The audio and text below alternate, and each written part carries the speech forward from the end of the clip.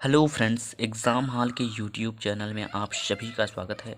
So friends, जितने विद्यार्थी class 10th में हैं और 2024 की तैयारी कर रहे हैं तो उन सभी विद्यार्थियों के लिए ये वीडियो काफ़ी इम्पॉर्टेंट है, क्योंकि इस वीडियो में मैं आप लोगों को बताऊंगा गणित के 3 महत्वपूर्ण प्रश्न जो आपके एग्ज़ाम में अक्सर आते रहते हैं। ठीक है, तो चलिए वीडियो को बिना देरी करते हुए वीडियो को स्टार्ट करते हैं। तो यहाँ पर आप लोग देख सकते हैं, यह है आपका क्वेश्चन नंबर पहला। ठीक है, और क्वेश्चन नंबर पहले में क्या दिया गया है, यदि समीकरण के एक्स ब्रैकेट में x minus 2 + 6 is equal to 0 के मूल बराबर हो तो के का मान ज्ञात कीजिए। ये जो है क्वाड्रेटिक इक्वेशन जो आपका एक चैप्टर है, उसी चैप्टर का ये क्वेश्चन है। ठीक है, तो चलिए इसको हम लोग सॉल्व करते हैं। तो सबसे पहले देखिए, मैथ्स के क्वेश्चन जब भी हल करिएगा तो सॉल्व या फिर हल लिखना आपको ज़रूरी है। ठीक है, तो यहाँ पर मान लीजिए हम लोग लिखते हैं सॉल्व, SOL भी। ठीक, इतना लिखने के बाद अब इस सवाल को हम लिख लेते हैं। सवाल में क्या दिया गया है, तो सवाल में हमें दिया गया है क्या, तो के एक्स और ब्रैकेट में दिया गया है एक्स माइनस में 2। ठीक है, और दिया गया है क्या, प्लस में दिया गया है 6 बराबर में 0। ठीक है, अभी ये देखिए सवाल थोड़ा सा अधूरा दिया गया है, इसको हम लोग थोड़ा सा पूरा कर लेते हैं। तो यहाँ से के एक्स का मल्टीप्लाई, ये जो ब्रैकेट आप लोग देख रहे हैं ना, इसमें करना होगा।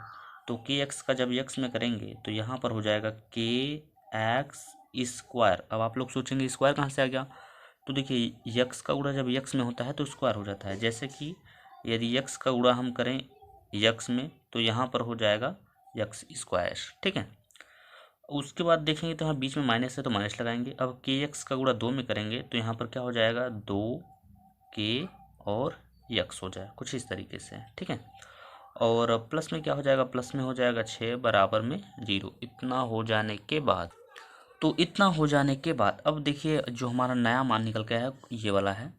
अब यहाँ से हमें क्या करना होगा, अब देखिए यहाँ से आपको पढ़ने पर लग रहा होगा, यहाँ पर बोला है मूल सूत्र बराबर है, यानी कि आप लोगों ने एक सूत्र पढ़ा होगा विभक्तिकर का फार्मूला। ठीक है, अगर आप लोगों ने नहीं पढ़ा है तो कोई बात नहीं, मैं फार्मूला यहाँ पे बता देता हूँ।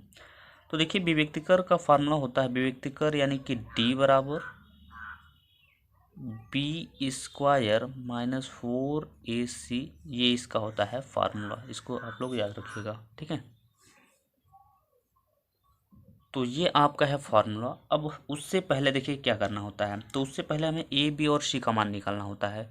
अब आप लोग सोचेंगे ये नया A B और C क्या होता है, तो देखिए होता क्या है, जैसे समीकरण यहाँ पर दिया गया है तो उसके बाद हमें लिखना होता है क्या, AX² प्लस में होता है BX और प्लस में होता है C बराबर 0 से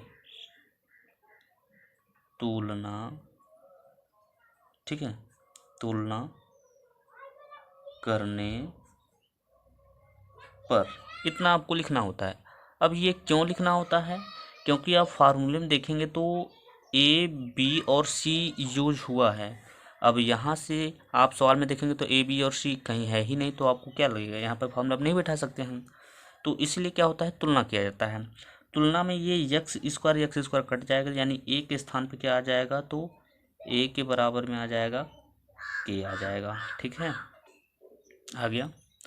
उसके बाद अब यहाँ यक्स से यक्स कैंसिल हो जाएगा तो बी का मान निकलेगा, तो बी का मान कितना निकलेगा, माइनस में 2 के, इतना। ठीक है, और सी का मान तो आप देख सकते हैं सीधा सीधा यहाँ पर 6 है। ठीक है, तो ए बी और सी का मान हमने निकाल लिया है। अब हम फार्मूले पे बैठाएंगे इसको। ठीक है, तो जब भी सवाल में आपको बोलेगा मूल बराबर हैं या फिर मूल समान है, ठीक है, तो उस कंडीशन में आपको करना क्या होता है कि डी का मान 0 लेना होता है। ठीक है, ठीक है, क्या लेना होता है, डी का मान 0। तो यहाँ पर आप लिख दीजिए, जब मूल बराबर, ठीक है, जब मूल बराबर हो तो उस कंडीशन में जो डी का मान होता है वो 0 लिया जाता है। ठीक है, तो आई होप आप सभी लोग इतना तो समझ गए होंगे। अब देखिए हम क्या करेंगे, फार्मूला को बिठाएंगे। तो फार्मूला हमारा हमने बता दिया है आपको, फार्मूला है डी बराबर, ठीक है, b² माइनस 4ac, ये हमारा है फार्मूला। और d का मान हम रखेंगे 0, क्योंकि अभी मैंने लिखा है जब मूल बराबर हो तो d का मान क्या होगा, 0 होगा, यानी कि d के स्थान पे 0। b का मान हमने निकाला है कितना, -2k, तो -2 और k का स्क्वायर हो जाएगा, क्योंकि यहाँ पर b का स्क्वायर है तो ठीक है। माइनस में लिखा है 4 इंटू, दो संख्या के बीच में गुणा, a का मान है k यहाँ पर दिया गया है, और इंटू c का मान कितना है, तो 6 है। ठीक है, अब क्या करेंगे, अगले स्टेप यहाँ पर 0 लिखेंगे बराबर, ये 2 का, यह देखिए वर्ग करना होगा यहाँ पर।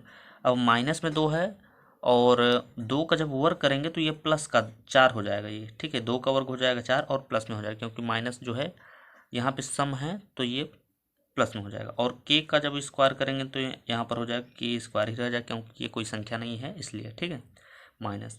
अब ये 4 का गुणा हम 6 में करेंगे तो 4 छंग हो जाएगा कितना, 24 हो जाएगा, और साथ में हो जाएगा के, ठीक है, कुछ इस तरीके से हो जाएगा यहाँ पर। अब इतना हो जाने के बाद, ठीक है, तो इतना हो जाने के बाद अब क्या करेंगे, ये मान जो है हम पहले लिख लेते हैं और इसको पीछे कर देते हैं ताकि थोड़ा सा अच्छा दिखे। नहीं तो ऐसा भी हम लोग कर सकते हैं, जैसे कि यहाँ पर लिखेंगे 0 बराबर, अब इन दोनों में आपको कॉमन देखना होगा तो आप क्या देखेंगे, तो इसमें 4 ये भी है, और 4 से जब ये 24 कट जाएगा तो इसमें भी 4 होगा, ठीक है, तो दोनों में 4 है तो 4 को बाहर निकालिए। उसके अलावा दोनों में के भी है, आप देख सकते हैं यहाँ पर, तो के है, तो इतना कॉमन निकल जाने के बाद यहाँ पर बचेगा एक ठो के, क्योंकि स्क्वायर था, और माइनस 4 से काटेंगे 24 से तो ये 6 बार में कटेगा, ठीक है। अब इतना हो जाने के बाद ये जो 4 के है ये चला जाएगा नीचे, यानी किसके नीचे, भाग के रूप में हो जाएगा, यानी कि 0 के बट्टे में हो जाएगा 4 के, और भाग देंगे तो पूरा पूरा आ जाएगा 0। तो कहने का मतलब ये हुआ कि यहाँ पर अब बचा है 0, और यहाँ क्या बचेगा फिर, के माइनस में 6, ठीक है, ये 6 इधर आ जाएगा, तो ये 6 जो होगा वो प्लस में हो जाएगा, ठीक है, तो ये जो 6 है इधर आ जाएगा तो प्लस में 6 हो जाएगा, यानी 6 बराबर के, अर्थात आप इसको लिख सकते हैं क्या, के बराबर में 6। ये हो गया आपका करेक्ट आंसर, ठीक है। तो चलिए क्वेश्चन नंबर दूसरे की ओर चलते हैं। तो ये रहा आपका क्वेश्चन नंबर दूसरा, और क्वेश्चन नंबर दूसरे में क्या बोला है, ये भी क्वेश्चन जो है क्वाड्रेटिक इक्वेशन से ही है, ठीक है, यानी कि द्विघात समीकरण जिसे बोलते हैं हिंदी में। तो दिया गया है 4x² + 12x + 9 बराबर 0 के मूलों, यहाँ पे मूलों का लक्षण ज्ञात कीजिए, ठीक है, यहाँ पे आपको पूछा है मूलों का लक्षण, यानी कि प्रकृति पूछा है मूलों का। तो चलिए इसको भी सेम तरीके से हम लोग हल करेंगे। तो सबसे पहले यहाँ पर लिख लेते हैं सॉल्व, ठीक है, सॉल्व लिखने के बाद अब यहाँ से क्या करेंगे, हम लिखेंगे ax² + bx और +c बराबर 0 से, ठीक है, तुलना करने पर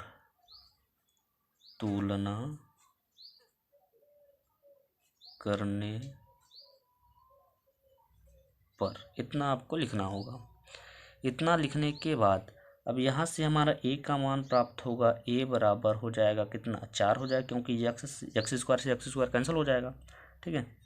उसी तरीके से b का मान निकालेंगे तो x से x कैंसिल, यहाँ पर बचेगा 12, b का मान 12 हो जाएगा, और c का मान निकल के आएगा कितना, 9। तो a b और c का मान निकल गया। अब हम लगाएंगे यहाँ पर विविकर का फार्मूला, उसी से हम पता कर सकते हैं कि मूलों का लक्षण क्या है, ठीक है। तो इतना हो जाने के बाद अब हमें फार्मूला अप्लाई करना होगा। तो फार्मूला कौन सा अप्लाई करना होगा, विविक्तिकर का फार्मूला, ठीक है, मैंने बताया विविक्तिकर का इससे पहले वाले क्वेश्चन में कि विविक्तिकर यानी कि डी बराबर होता है, ठीक है, विविक्तिकर यानी कि डी बराबर फार्मूला आपका होता है b² माइनस में 4ac, ये फार्मूला होता है। अब यहाँ पर एक बात ध्यान दीजिएगा, यहाँ पर आपका डी का मान नहीं दिया है, क्योंकि पिछले वाले सवाल में क्या बोला था, मूल बराबर हों, ठीक है, ये बोला था, लेकिन इस सवाल में आपसे पूछा है लक्षण, यानी कि डी का ही मान पूछा है यहाँ पर, तो डी को आपको कुछ नहीं करना है। तो बी का मान हमें दिया गया है कितना, 12 दिया गया, तो लिखेंगे यहाँ पर 12 का स्क्वायर, ठीक है, माइनस में है 4 इंटू ए का मान है 4 ही है, इंटू सी का मान कितना है, तो 9 है, ठीक है। बराबर 12 का वर्ग यदि आप करते हैं तो 12 का वर्ग होता है 144 यानी 144। ठीक, उसके बाद अब इसका मल्टीप्लाई हम करेंगे तो 4 चौक 16 हो जाएगा। 16 का जब आप 9 में करेंगे तो 144 ही आ जाएगा यानी 144 आ जाएगा। और 144 में से आप घटाओगे तो ये घट जाएगा और घटकर कितना आएगा, 0 आ जाएगा। जब मान आपका आ जाए 0 तब पूछे कि इसका मूल या लक्षण क्या होगा, तो वहाँ पर आप लोग कहिएगा, क्या कहेंगे, तो मूल क्या है, वास्तविक व समान है, ऐसा कहेंगे। लिख दीजिए मूल, मूल क्या है भाई, तो वास्तविक, वास्तविक तथा समान, समान होगा। तो ये रहा आपके क्वेश्चन नंबर दूसरे का आंसर। तो चलिए क्वेश्चन नंबर तीसरे की ओर चलते हैं।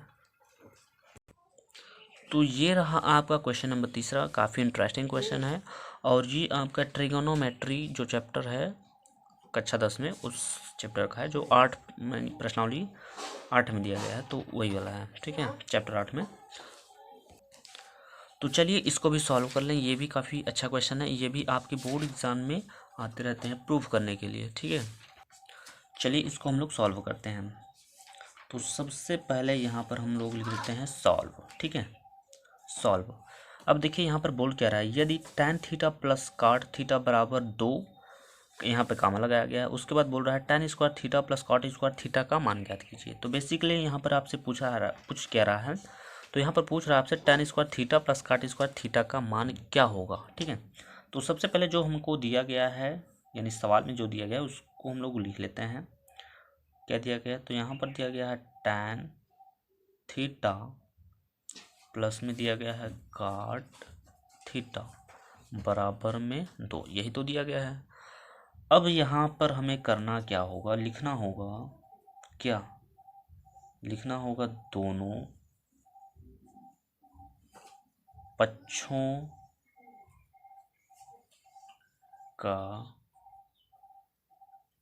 वर्ग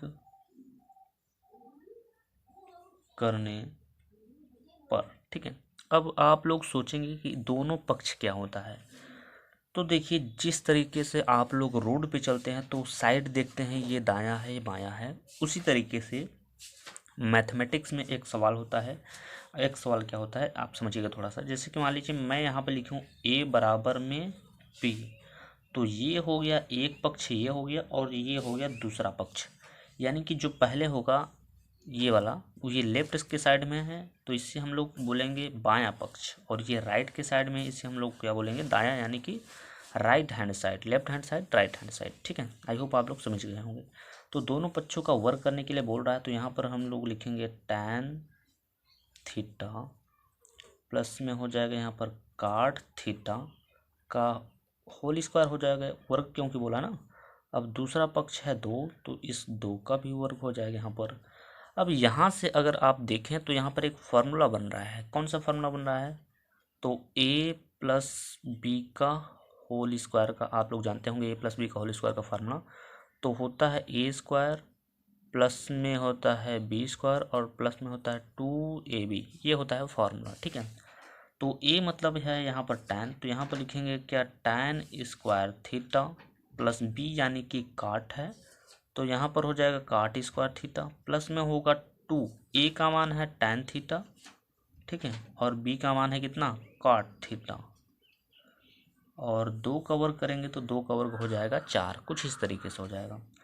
अगले स्टेप पे क्या करेंगे, तो अगले स्टेप पे हम लिखेंगे tan स्क्वायर थीटा प्लस में cot स्क्वायर थीटा प्लस, अब देखिए ये tan का उल्टा ही होता है cot। ठीक है, जैसे कि समझिए tan को हम लिख सकते हैं, tan थीटा को हम लिख सकते हैं 1/cot थीटा। ठीक है, और हम cot को लिख सकते हैं क्या, 1/tan थीटा। तो यहाँ पर देखिए कट जाएगा। अब आप लोग सोचेंगे कैसे कटेगा भाई, तो यहाँ पर मान लीजिए एक tan को हम ज्यों का त्यों लिखते हैं और cot को हम बदलना चाहेंगे तो 1/tan में बदलेंगे। तो यहाँ पर 1/10, तो ये 10 से 10 यहाँ पर कैंसिल हो जाएगा। समझ गए आप लोग। तो जब कैंसिल होगा तो ये एक यहाँ पर बचेगा और 2 का गुणा यहाँ पर कराएंगे तो 2 एक कम 2 हो जाएगा, बराबर में कितना 4 हो जाएगा। ठीक, तो अगले स्टेप पे क्या करेंगे, tan स्क्वायर थीटा प्लस में cot स्क्वायर में थीटा। अब ये 2 पंचांतर कर दीजिए आप लोग आसानी से, तो बराबर में 4, ये 2 जब जाएगा उधर तो -7 में ले जाएगा, क्योंकि जब साइड चेंज करता है तो अपना चिन्ह भी चेंज कर देता है। तो अगले स्टेप पे होगा क्या, tan स्क्वायर थीटा प्लस में cot स्क्वायर में थीटा बराबर 4 में से 2 घटाएंगे तो 2 हो जाएगा। और ये हो गया आपके क्वेश्चन का करेक्ट आंसर। आई होप आप सभी लोगों को ये क्वेश्चन जो भी मैंने बताया समझ में आ गए होंगे। तो इस वीडियो में बस इतना ही, मिलता है नेक्स्ट वीडियो में, तब तक के लिए जय हिंद जय भारत।